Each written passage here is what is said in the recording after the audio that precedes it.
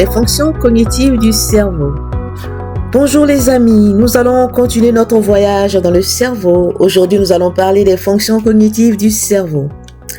Le cerveau est le siège de la personnalité, de la conscience, la volonté, des émotions, de la mémoire et de nombreuses autres fonctions qui font de nous des êtres humains indépendants. Les méthodes avancées d'imagerie et les mesures neuropsychologiques sensibles ont ouvert de nouvelles possibilités d'examiner l'esprit et l'âme et de comprendre les fonctions du cerveau. De nouvelles percées technologiques verront le jour et ouvriront la voie à de nouveaux traitements. Mais certaines questions fondamentales subsistent, telles que pourquoi nous rêvons, où se situe la conscience, comment est une émotion, etc., etc. Le cerveau est le siège de la personnalité, de la conscience, la volonté, des émotions, de la mémoire et de nombreuses autres fonctions qui font de nous des êtres humains indépendants. Alors, les méthodes avancées d'imagerie et de mesures neuropsychologiques sensibles ont ouvert de nouvelles possibilités d'examiner l'esprit et l'âme et de comprendre les fonctions du cerveau.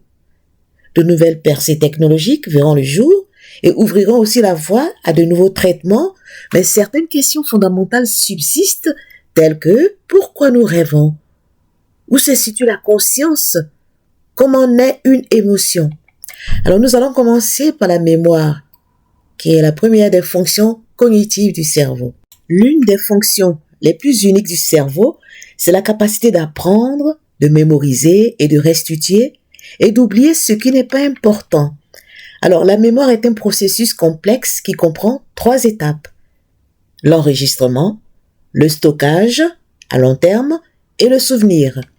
Alors, des études menées sur des personnes souffrant de troubles de la mémoire à la suite de lésions cérébrales montrent que de nombreuses zones cérébrales sont impliquées dans le stockage et le rappel d'informations.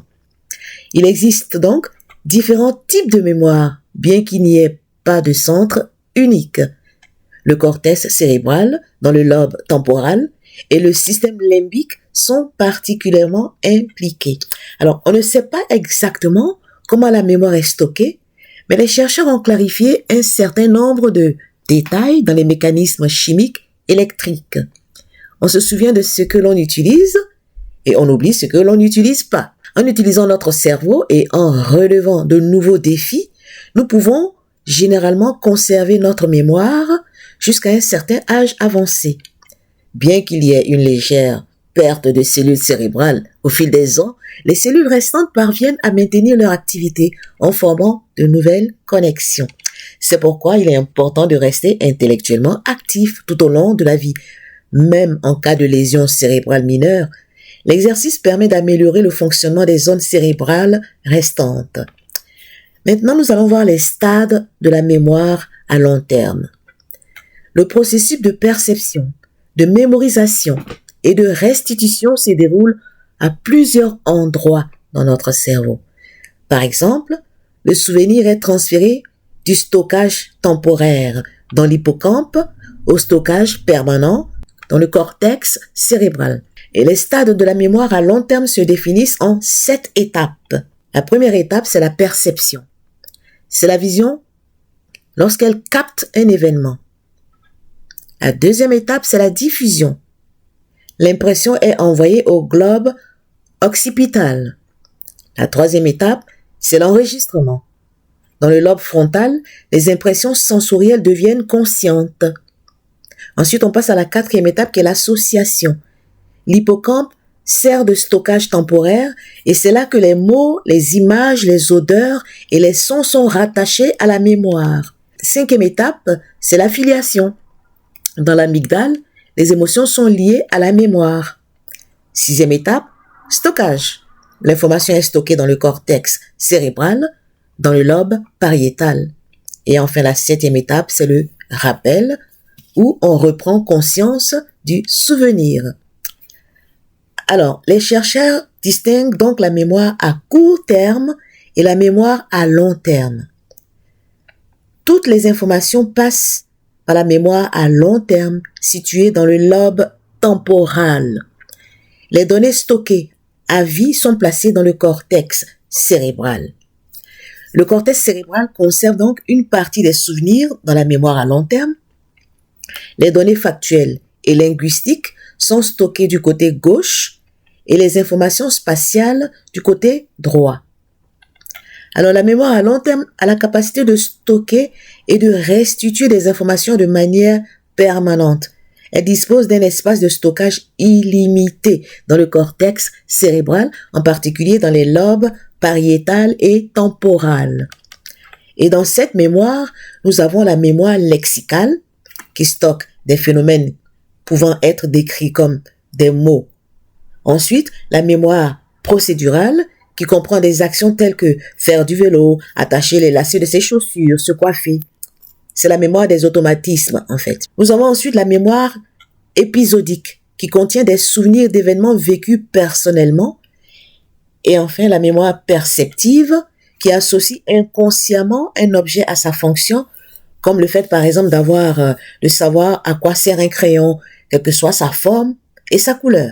Le lobe temporal est le siège de la mémoire à court terme. La mémoire à court terme, ou mémoire de travail, contient les informations les plus récentes. Elle peut contenir un maximum de 7 éléments pendant 5 à 20 secondes à la fois. La mémoire sensorielle est une variante particulière de la mémoire à court terme. Et cette mémoire sensorielle est une sorte de réserve pour toutes les informations qui heurtent nos sens.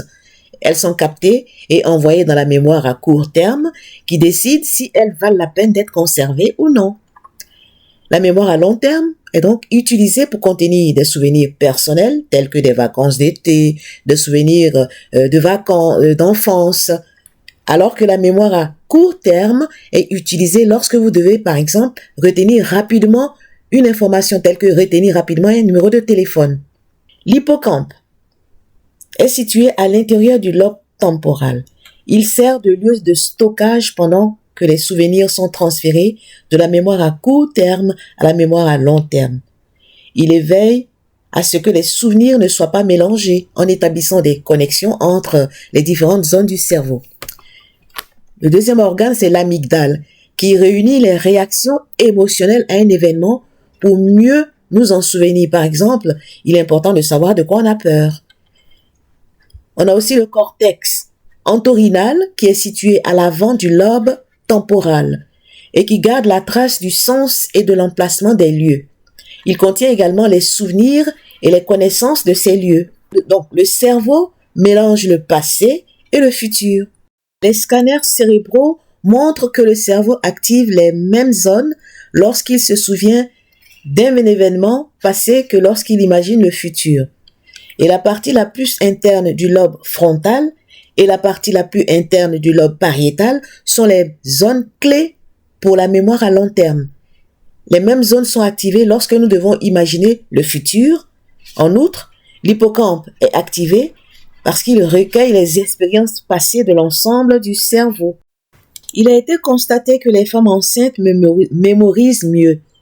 Les hormones d'une femme enceinte ne modifient pas seulement son corps, il est prouvé qu'elles améliorent également sa mémoire. Nous allons voir maintenant comment la mémoire est sauvegardée. Lorsque le cerveau stocke des informations, il le fait par le biais de processus biochimiques complexes entre les cellules nerveuses. Les chercheurs ne savent encore qu'une fraction de ce qui se passe, mais l'objectif est de créer des substances capables de restaurer la mémoire. Et la mémoire à court terme, donc appelée mémoire de travail, retient généralement, comme je disais plus haut, un maximum de 7 éléments pendant 5 à 20 secondes à la fois.